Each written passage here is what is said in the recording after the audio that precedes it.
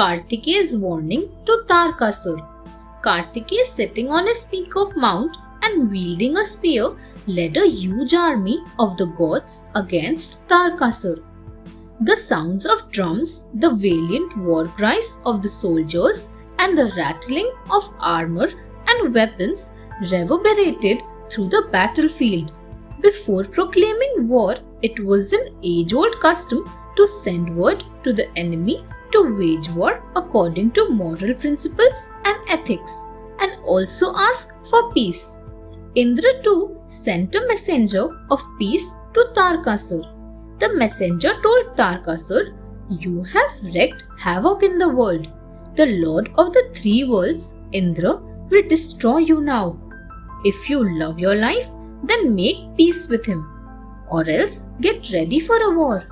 Tarak was furious. "Out of my kingdom!" he thundered.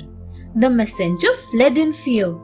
Tarakasur then went up on the terrace of his palace and gazed into the far-off horizon for any trouble. He heard war cries from a distance.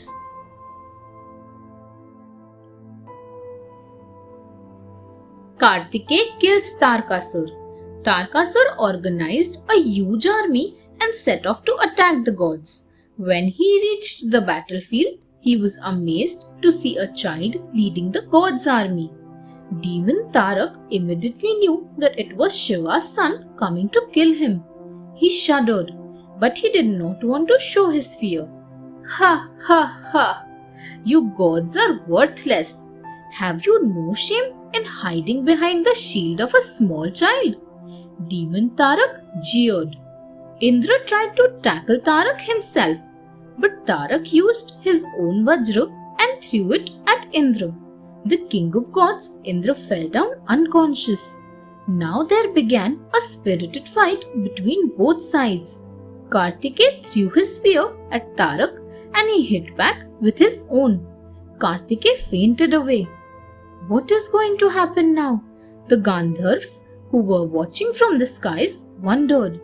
But Kartikeya soon recovered and hurled his spear at Tarak.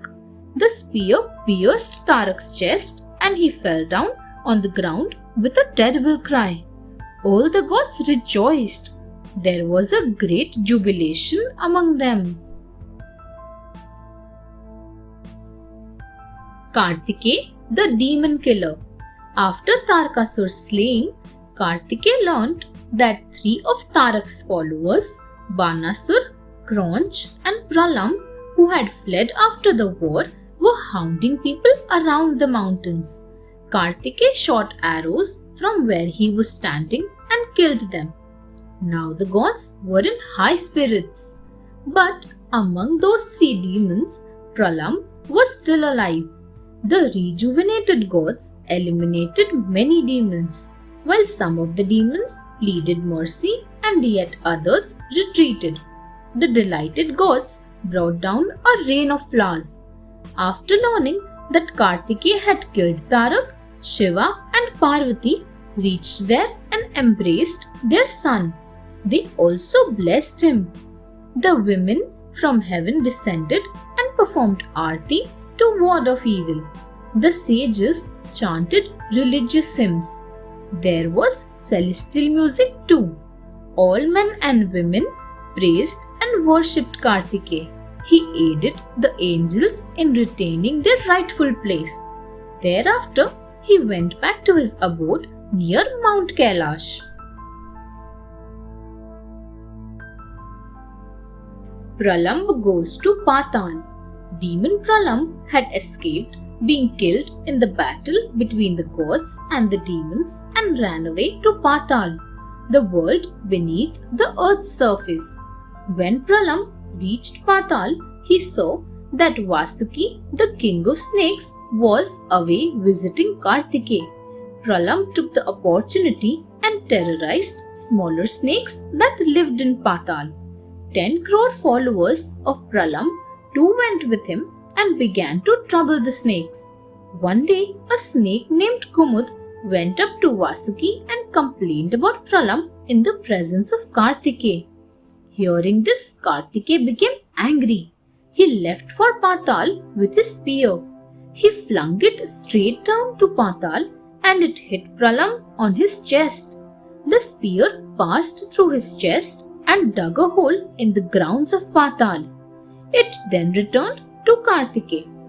Water welled out of the hole it had made. For underneath flowed the river of Patal, Patal Ganga.